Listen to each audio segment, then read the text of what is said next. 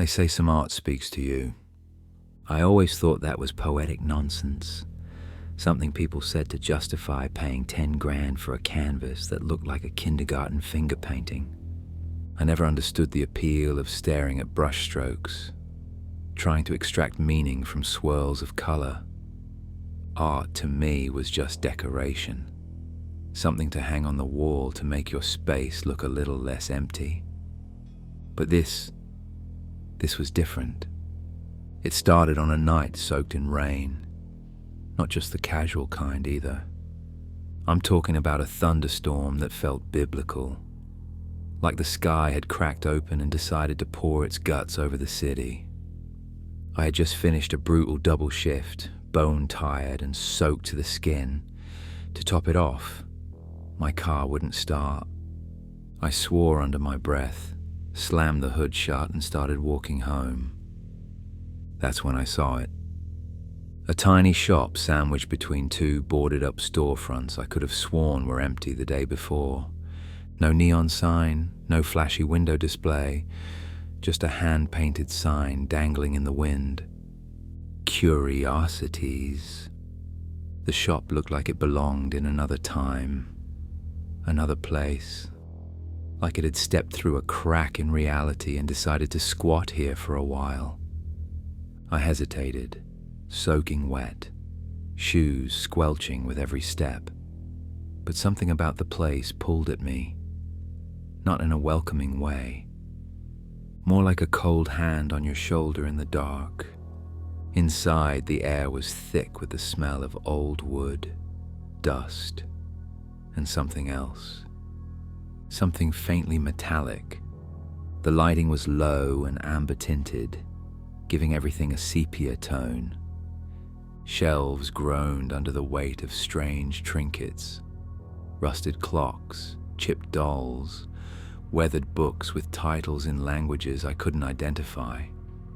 And behind the counter, him, an old man with a back bent like a question mark and eyes like cracked glass.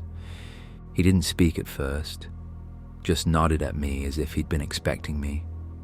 I was about to leave when I saw it, tucked behind a leaning stack of books, barely visible under a sheet of yellowed plastic.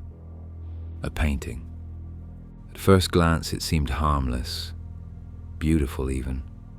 A forest in autumn, drenched in gold and crimson. A small cottage nestled between the trees, smoke curling from the chimney like a lullaby. But then, I saw her, a figure, standing among the trees, barely noticeable, half obscured by shadows, but unmistakably there. She was watching the cottage, or maybe watching me. The shopkeeper's voice sliced through the quiet like a razor. "You found her," he whispered. I should have left right then. I should have run, but I didn't. "You found her," the old man repeated, his voice like dry leaves rustling. I turned to him slowly. "Who?" He didn't answer right away.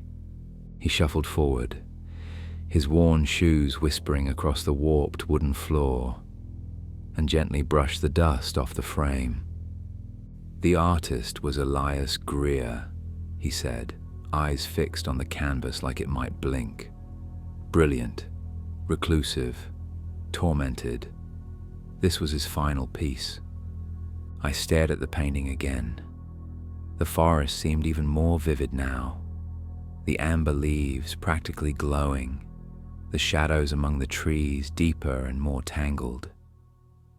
And the figure, she hadn't moved, obviously, but I felt like she was closer, like the more I looked at her, the more defined she became, a silhouette that was beginning to gain shape. "Looks old," I muttered, trying to sound disinterested, even though my fingers itched to touch the frame. "How much?" The old man tilted his head. 50? 50? I laughed. "Seriously? For an original?"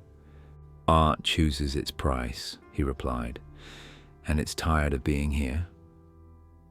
There was something final in the way he said it, like he was handing off a burden. Still, $50 for an original painting, cursed or not, was too good to pass up.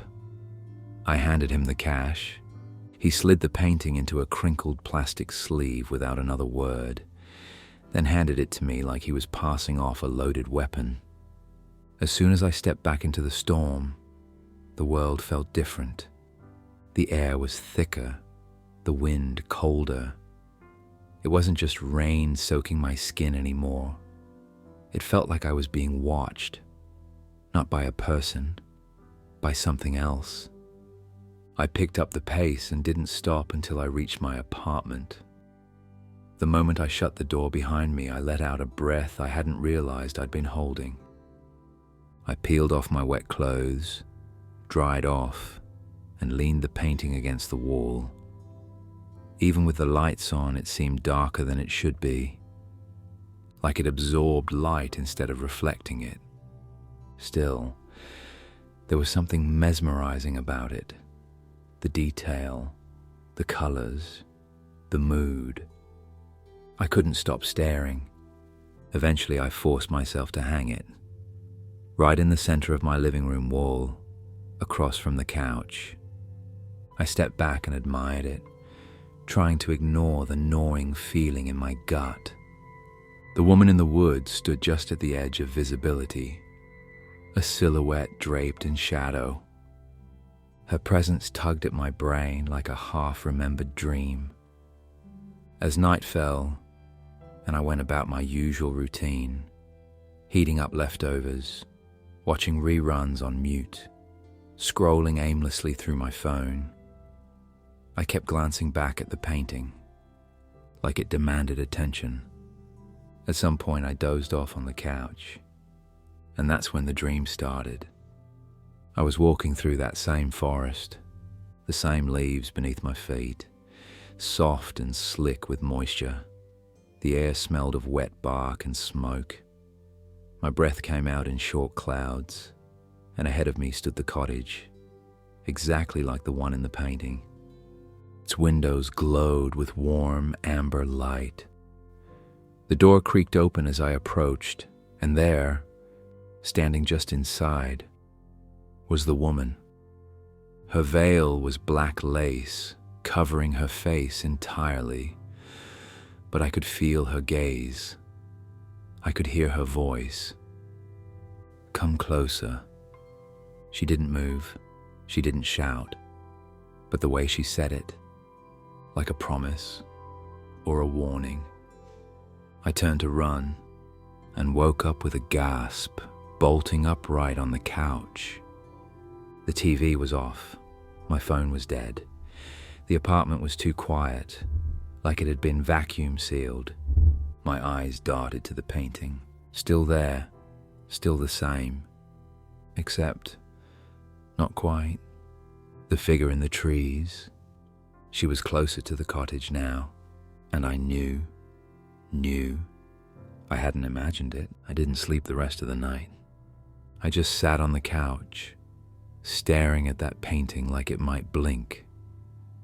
I kept telling myself it was stress, fatigue, some kind of visual trick. But deep down, I already knew. Something about that painting was wrong. The woman had moved, not dramatically, just a few steps closer to the cottage. But paintings don't change. That's not how paint works. By morning, the sky outside was gray and heavy. I went about my routine like a sleepwalker. Coffee, shower, work clothes. But I kept catching myself glancing at the wall before I left. The painting sat there, still and quiet. But that feeling of being watched hadn't gone away. It followed me through my entire day, like a weight pressing on my shoulders. My co-workers' voices sounded far away. The lights were too bright. Every shadow looked suspicious. I checked my phone more than once, expecting, I don't know what. Maybe a photo I didn't remember taking. A message I didn't send. Something was crawling into my life, inch by inch. That night, the dream returned. The forest was darker now. The sky above hung low, colorless, choked with cloud. The trees whispered as I walked between them, their branches swaying even though there was no wind. The cottage waited at the center. Its windows flickered like dying lanterns. This time the woman stood on the porch, still veiled, still silent. But when I got closer, her head tilted ever so slightly, acknowledging me, like she recognized me now, like she'd been waiting. Closer. I woke up to a loud bang, a sharp thud like something had fallen. It took me a few seconds to realize it had come from the living room. Heart racing, I crept out of bed and flipped on the hallway light. The painting had fallen. It lay face up on the floor, undamaged, frame intact. But as I picked it up, my stomach twisted. The woman, she was at the cottage door now, and the door itself, no longer closed. It was cracked open, just a sliver, but enough to show darkness inside. I hung it back up, hands trembling. I didn't sleep again. The next day, I called my friend Jenna. She was the kind of person who collected crystals, saged her apartment every full moon, and talked about energy like it was a weather report. Normally, I'd roll my eyes, but something told me I needed her perspective. She came over that evening. The moment she stepped through the door, she froze, her eyes locked on the painting. Her mouth opened, but no sound came out at first, just a shallow breath. "Where did you get that?" she whispered.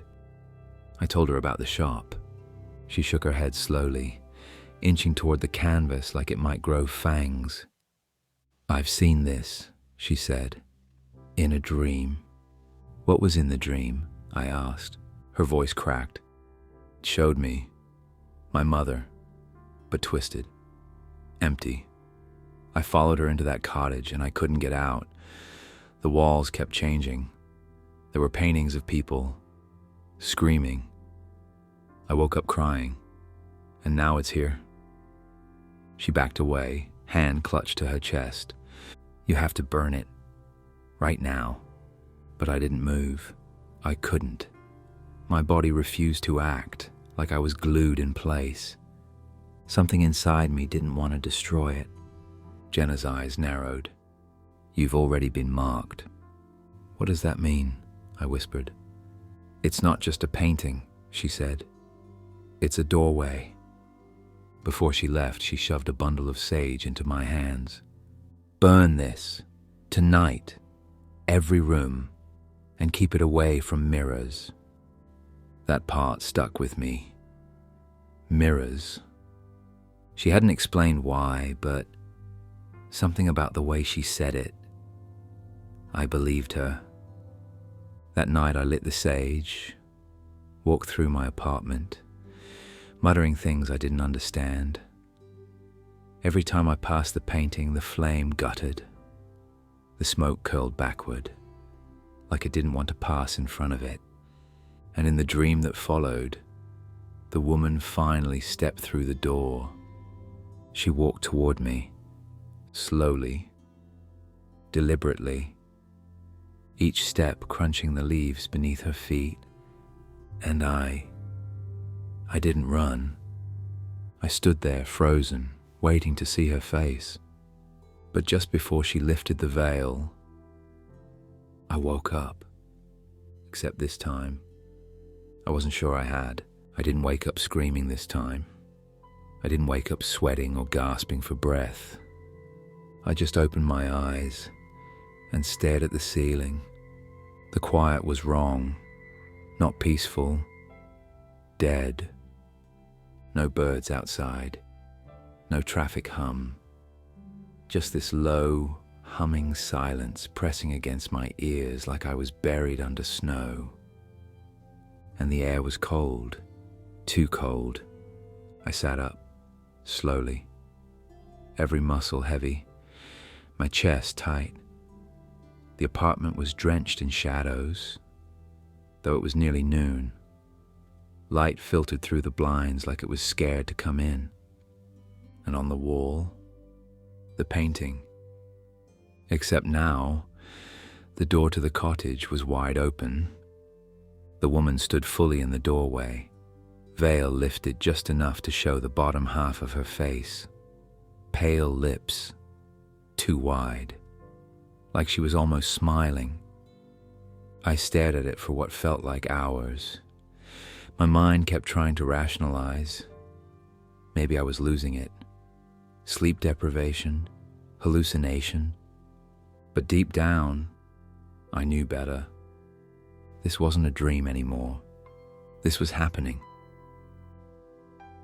I tried to go to work, but I only made it 2 blocks before I turned around. I couldn't stop thinking about the painting.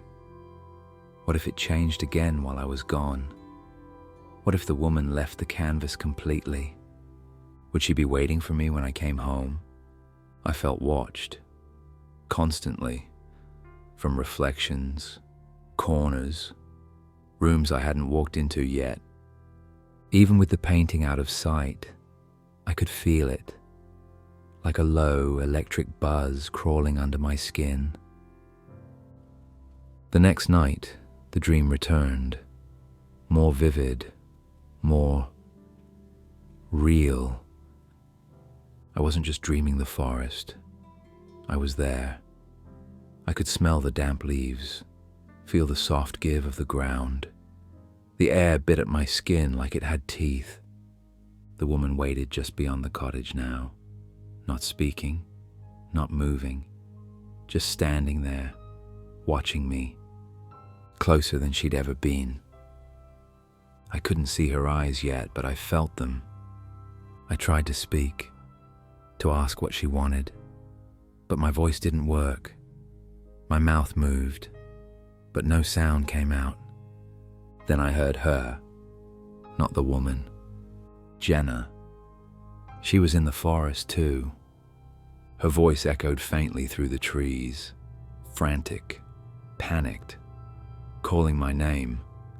I spun, trying to find her, but every direction looked the same. I moved deeper into the woods, chasing the sound. Branches scraped my arms. The trees seemed to close in. Then I saw it, a mirror, just standing there, in the middle of the forest. Its frame looked like vines twisted into a wreath. The surface shimmered, fogged over, but something was behind it. I stepped closer, wiping the glass, and there she was, me, staring back. But not just a reflection, not normal. She wore the veil now, lifted just enough to show a grotesque grin splitting her face. Her eyes were completely black, her mouth unmoving as her voice echoed in my head. "You're almost ready." I stumbled back, the forest spun, and then I was awake again. But something was wrong. The painting had changed, and it was no longer just a scene. Now it felt dimensional, like if I stepped close enough, I could fall right through. The shadows behind the door stretched deeper, longer, bending in unnatural angles. And in the window of the cottage, there was a shape, a figure, watching from inside. And this time it wasn't her, it was me. Same clothes, same hair, same terrified expression. It was like a photo someone had taken without my knowledge. I backed away, hands shaking. That night I called Jenna again. I begged her to come over. I didn't care how scared she was. I needed someone else to see it, to confirm I wasn't completely losing my mind. When she arrived, her face went pale the second she saw the painting. "No," she whispered. No, it's too far gone." "What does that mean?" I asked. She looked at me with eyes filled with something I hadn't seen before, pity. "You've started crossing over. It's why you can't sleep. Why the dreams feel real. You're being absorbed." "I don't understand." "It's like quicksand," she said. "Every time you dream, it pulls you in deeper.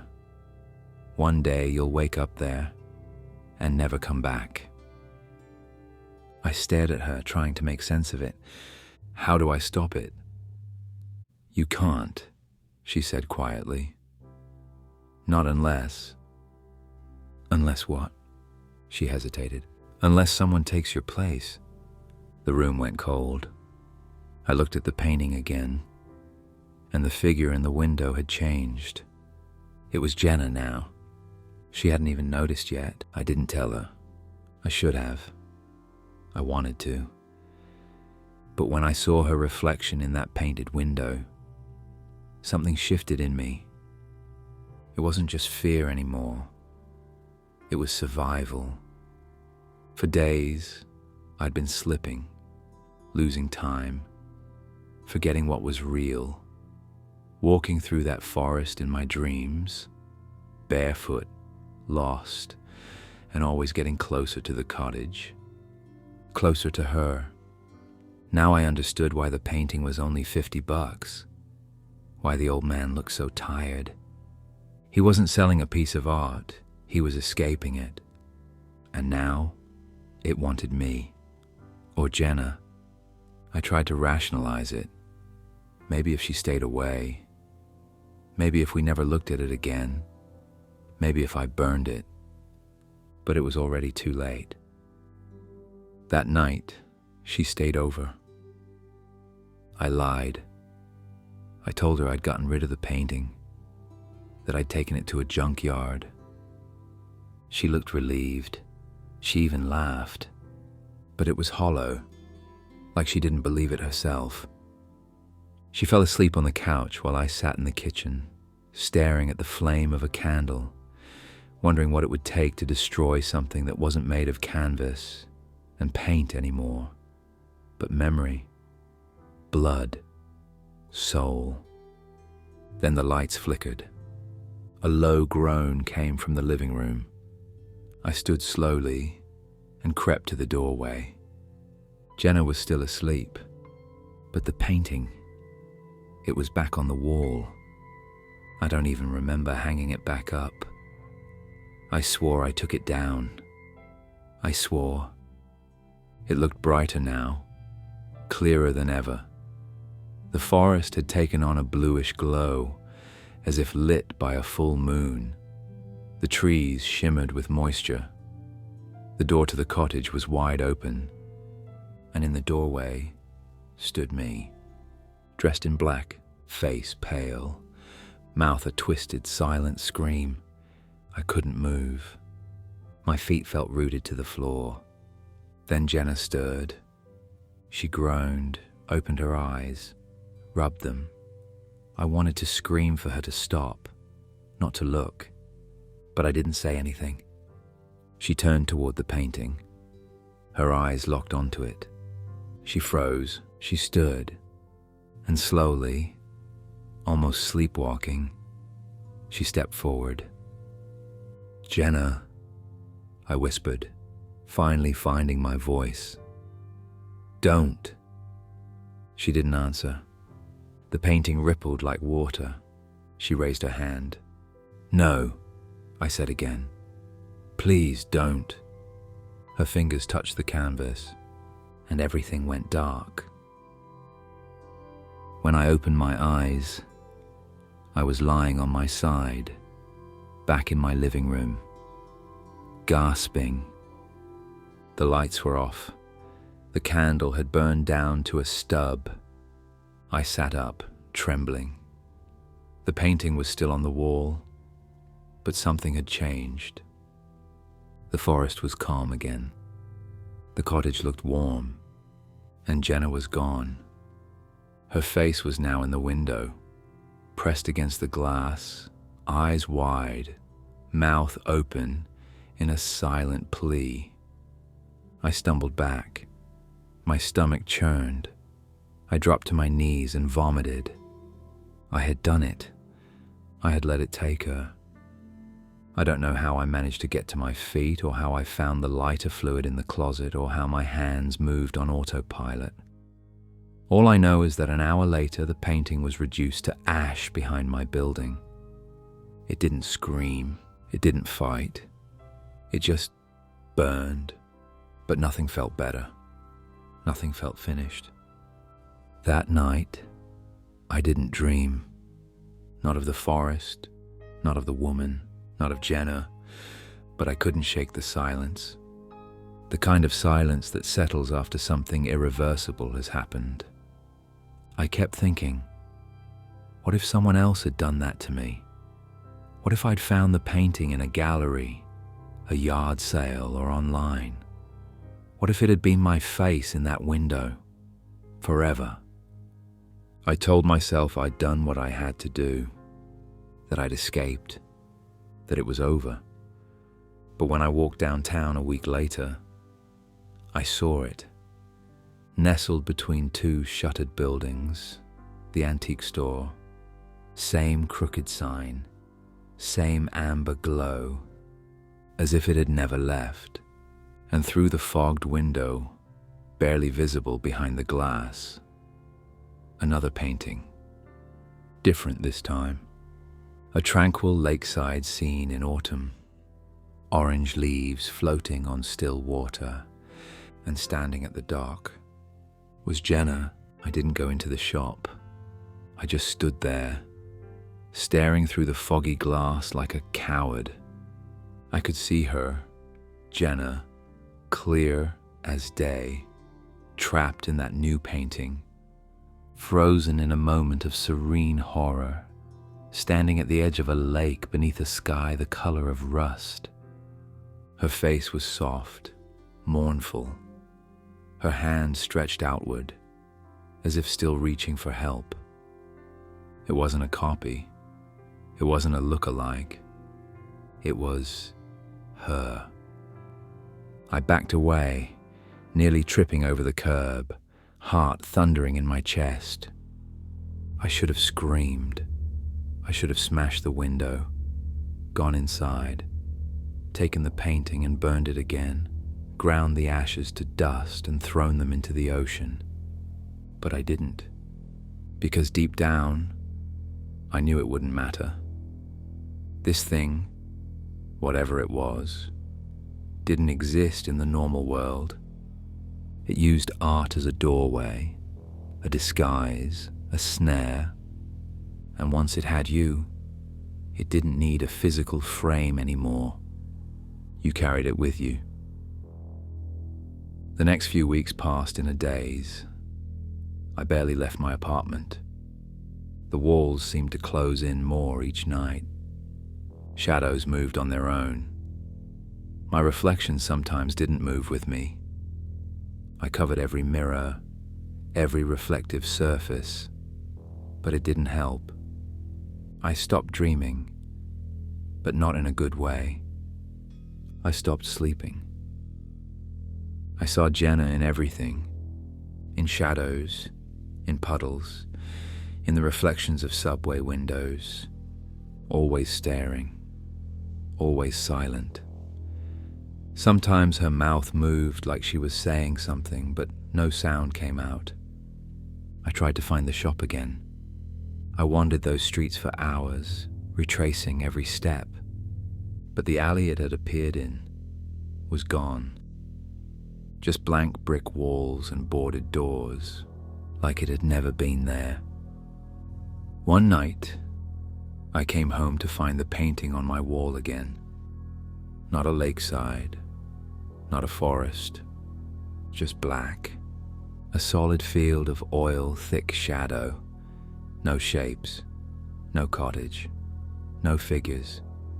But it was the same frame, the same texture, the same energy pressing against my chest like gravity had shifted around it.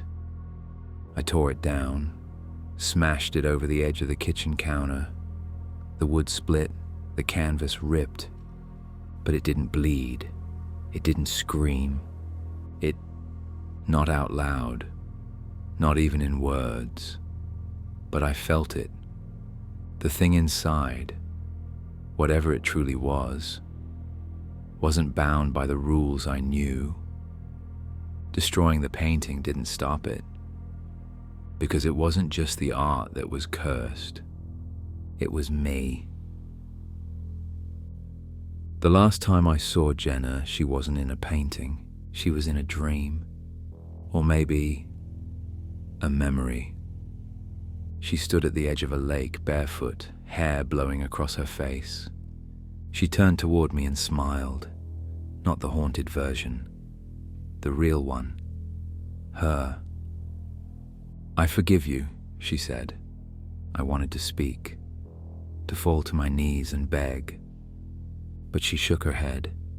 "You didn't escape it," she said softly. "You just passed it on." When I woke up, I felt hollow, like something had been scraped out of me. I don't keep anything on my walls anymore. No article, no photos, not even a mirror in the bathroom. But sometimes, when I pass by an antique shop, or see an oil painting in a museum, or scroll past some vintage listing online, I feel it. That pull, that gaze. And I wonder, what happens if I look too long? What happens if someone else sees me in the frame? It's not over. Not really. Because the curse doesn't need a painting anymore. It just needs someone who's willing to look.